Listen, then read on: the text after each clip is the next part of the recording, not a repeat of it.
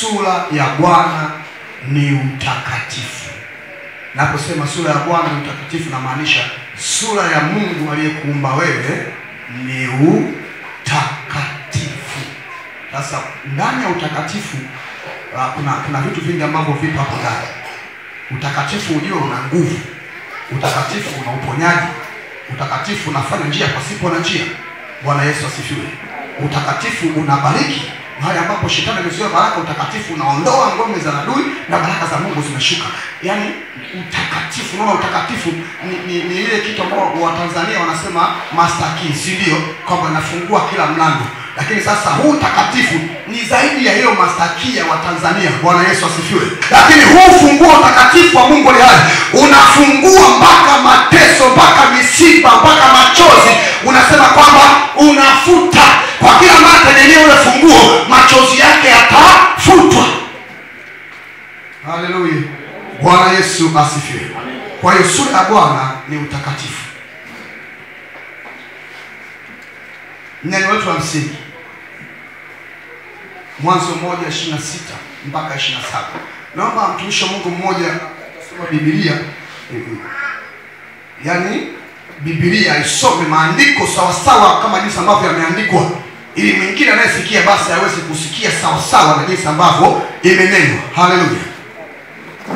Kitabu cha Mwanzo sura ya kwanza mstari wa 26 mpaka 27. Karibu.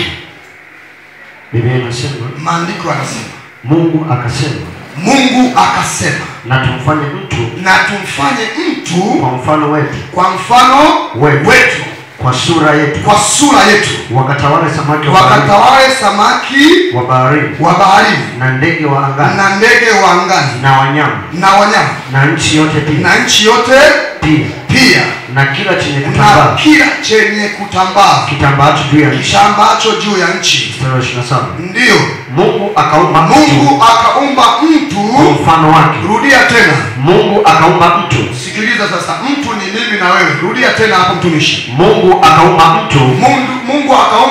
mtu kwa mfano wake. Kwa mfano wa Mungu. Sikiliza, kwa mfano wa Mungu aliwaumba mwanamume na mwanamke. Aliwaumba mwanamume na mwanamke. Haleluya. Bwana Yesu asifiwe. Amen.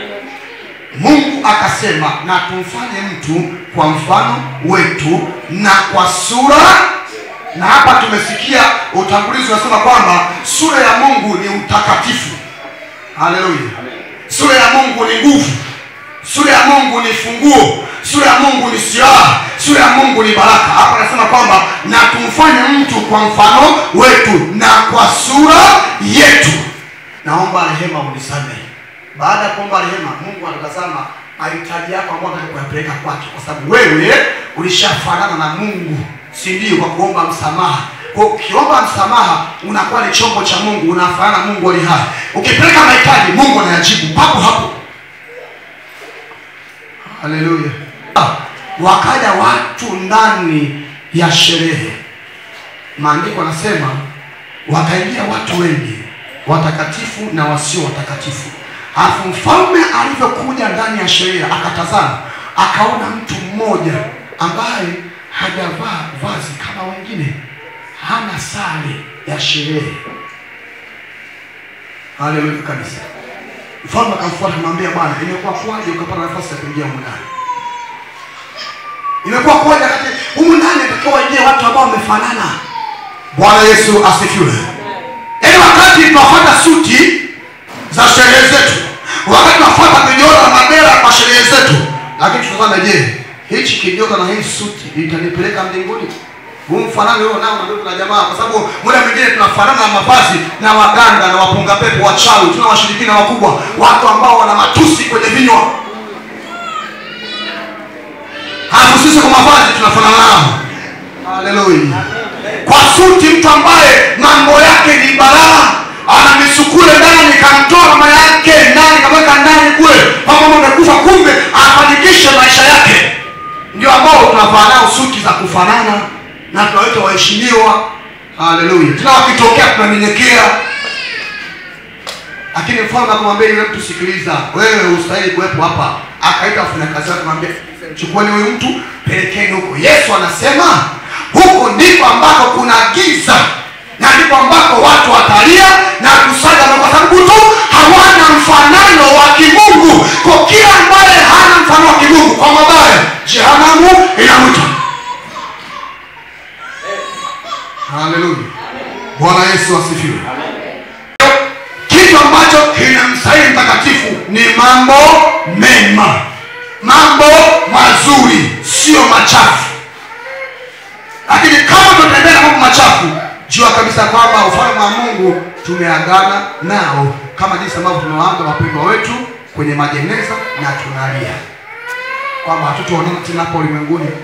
Vivyo hivyo, yaani sisi na ufalme wa Mungu kwa mabaya tumeagana nao, lakini sivyo ambavyo Mungu anataka. Iwapasayo watakatifu ni kufanya mambo mema. Sasa kila Mkristo ni lazima kwa mujibu wa neno la Mungu awe safi, awe mtakatifu. Muwe na hofu, lakini msifanye dhambi. Bwana Yesu asifiwe. Yaani kuwa na hofu ndio, lakini usiwafuate waganga kienyeji, kwa sababu imani yako si haijakuwa, si ndio? Haijawa na nguvu. Kwa ukiambiwa nitakuroga leo, unakuwa na wasiwasi. Wasiwasi zako jisikupeleke kwa mchawi wala kwa mganga kwamba nisaidie hapa, kuna mtu kanitangazia vita kuniua. Achana naye. Kana hofu, tulia hivyo hivyo, mwambie Mungu kuna mtu kasema 1 2 3. Yaani hofu yako ikupeleke kwa Mungu. Ukienda kwa Mungu, jua kabisa kwamba wewe utendi dhambi. Haleluya. Na imeandikwa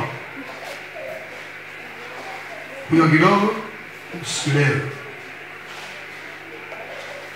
Lakini nasema humo nimo ambamo kuna ufisadi, bali mjazwe Roho.